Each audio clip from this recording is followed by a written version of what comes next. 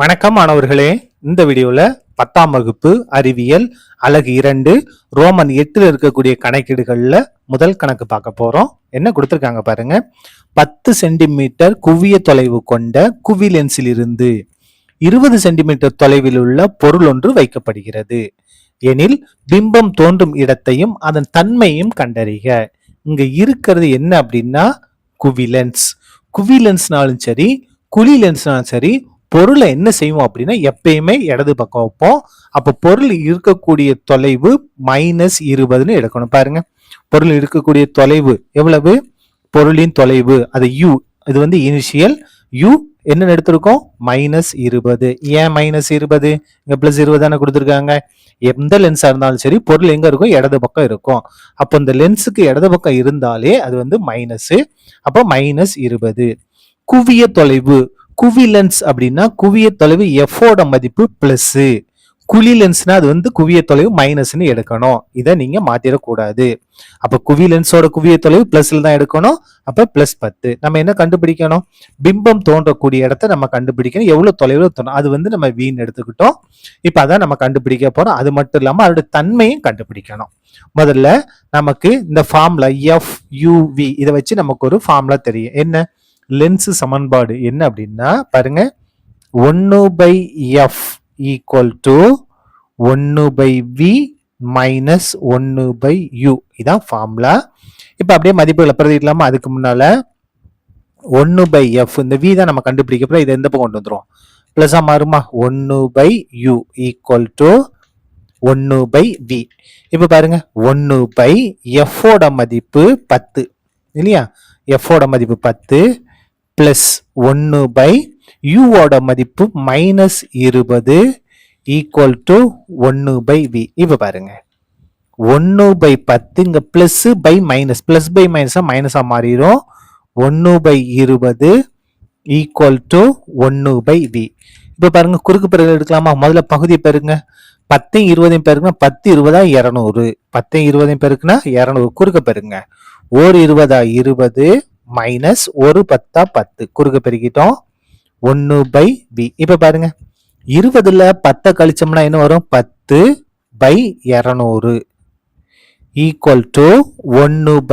இப்ப பாருங்க, இந்த ஜீரோவும் இந்த ஜீரோவும் கேன்சல் ஆயிரும். மிச்சம் இருக்குது இந்த 1/20 தான் இருக்கு. இப்ப பாருங்க, 1 அப்படியே இருக்கட்டும், பெருக்கல் v வகுத்துல இருக்கு, இங்க வந்தா பெருக்கலாம் மாறும் = 1 அப்படி இருக்கட்டும், பெருக்கல் இந்த 20 வகுத்துல இருக்கு, அங்க வந்தா பெருக்கலாம் மாறும். அப்ப v = என்ன அப்படின்னா 20 சென்டிமீட்டர். 20 சென்டிமீட்டர் எதோட மதிப்பு? v யோட மதிப்பு, அதாவது பிம்பத்தோட தொலைவு. பிம்பத்தோட தொலைவு கண்டுபிடிச்சிட்டோம். இந்த இடத்துல எழுதிடலாமா? பிம்பத்தின் தொலைவு. பிம்பத்தின் தொலைவு எவ்வளவு? = 20 சென்டிமீட்டர் நம்ம கண்டுபிடிச்சிட்டோம். நமக்கு பிம்பத்தோட தொலைவு 20 சென்டிமீட்டர்னு கிடைச்சிருக்கு.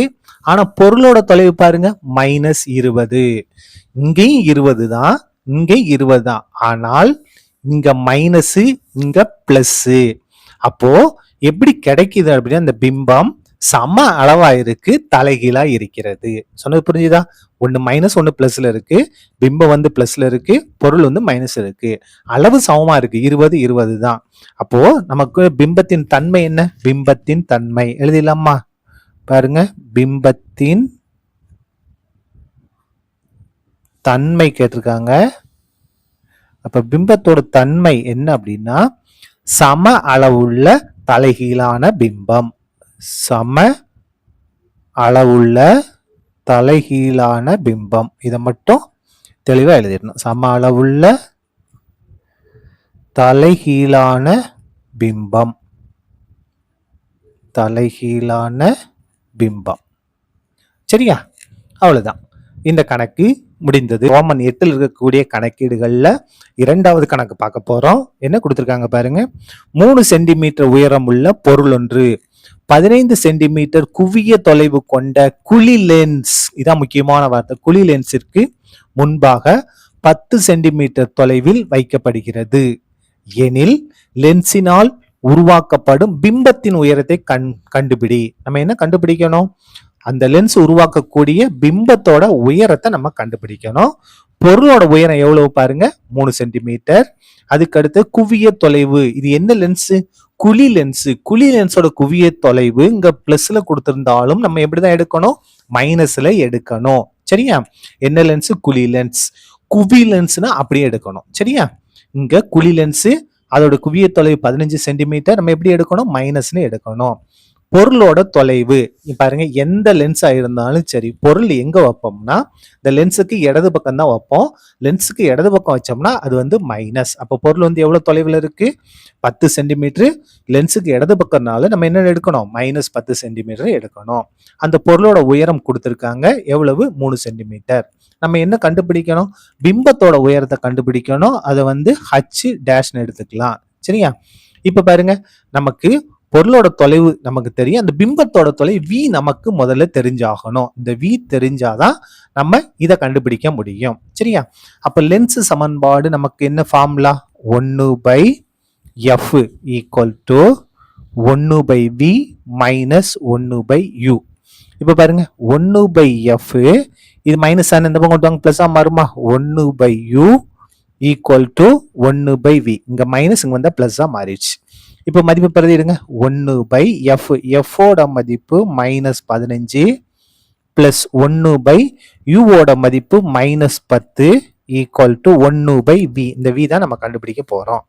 இப்ப பாருங்க, இது பிளஸ் 1 மைனஸ் 15, அப்ப பிளஸ் பை மைனஸா மைனஸா? மைனஸ் 1/15 எழுதிடலாம். பிளஸ் பை மைனஸா மைனஸ் தான், 1/10 எழுதிடலாம். Equal to 1/v. இப்ப குறுக்கு பெருக்கல் எடுக்கலாமா? பெருங்க. 15 10 பெருக்குனா 150, குறுக்கு பெருக்கணும். மைனஸ் 1 10 பெருக்குனா மைனஸ் 10. இந்த மைனஸ் அப்படியே போட்டுருங்க. 1 15 15 ஈக்குவல் டு 1/v. இப்ப பாருங்க, ரெண்டு இது பண்ணலாம். ஒரே குறினா கூட்டி அதே குறியை போடணும். 10 15 கூட்டினா 25. என்ன 25? Minus 25/150 equal to 1/v.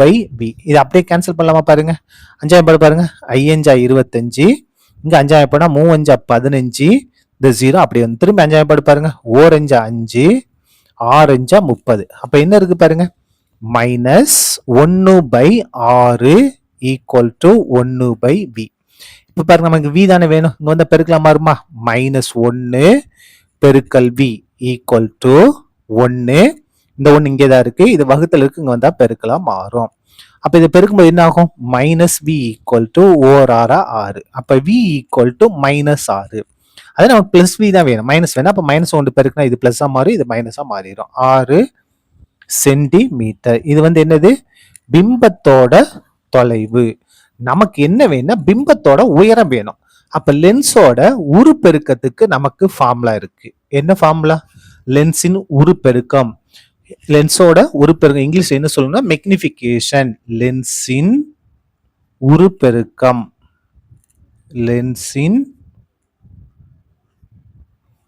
உருப்பெருக்கம். இதுக்கான ஃபார்முலா என்ன அப்படின்னா m equal to v/u equal to v ஓட மதிப்பு நம்ம அங்க கண்டுபிடிச்சு வச்சுட்டோம். என்ன கண்டுபிடிச்சோம்? Minus 6 by u. பாருங்க, நம்ம கணக்குல இருக்கு என்னது?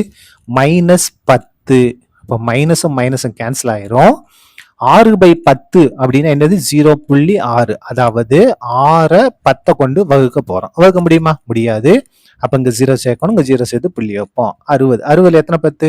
6 10 60. அப்போ 60 60 கழிச்சா 0 ஆயிரும். அதாவது 6 10 கொண்டு வகுத்தோம்னா 0.6. இதான் என்னது? உருப்பெருக்கம். இது வந்து தொலைவை வச்சு உருப்பெருக்கம் கண்டுபிடிக்கிறதுக்கான ஃபார்முலா. இதே இது நமக்கு உயரத்தை வச்சு கண்டுபிடிக்கிறதுக்கு ஒரு ஃபார்முலா இருக்கு. தேர்ஃபோர் மேலும் உருப்பெருக்கம் m, லென்ஸோட உருப்பெருக்கிறதுக்கு இன்னொரு ஃபார்முலா உயரத்தை வச்சு என்ன அப்படின்னா h'/h. இப்ப அப்படியே மதிப்பு இழப்பதை இடுங்க. பாருங்க, m ஓட மதிப்பு 0.6. இந்த h' தான் கண்டுபிடிக்க போறோம். பை இந்த h வந்து கணக்குல இருக்கு பாருங்க, என்ன? 3. அப்போ இந்த ஹச்சுக்கு பதிலா என்ன மாத்திக்கலாம்? 3ன்னு மாத்திக்கலாம். 0.6 இந்த 3 இங்க வந்தா பெருக்கலாம் மாறும். Equal to h'. இப்ப பாருங்க, 3 6 18, இது 6ன்னு எடுத்துக்கலாம், இது 3. 3 6 18. ஆனா புள்ளிக்கு வலது பக்கம் ஒரு இலக்கம் இருக்கா, அப்ப வலது பக்கம் வந்து ஒரு இலக்கம் தள்ளி புள்ளி வைக்கணும். Equal to H dash. அப்படியே சைடை மாத்திக்கங்க. H dash equal to 1.8 centimetre. இதான் என்னது, நமக்கு தேவையான பிம்பத்தின் உயரம். therefore தேவையான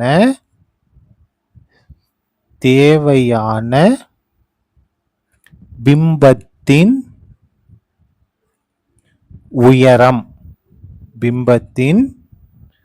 உயரம் எவ்வளவு, 1.8 சென்டிமீட்டர். சரியா, அவ்வளவுதான். இந்த கணக்கு முடிந்தது. நன்றி.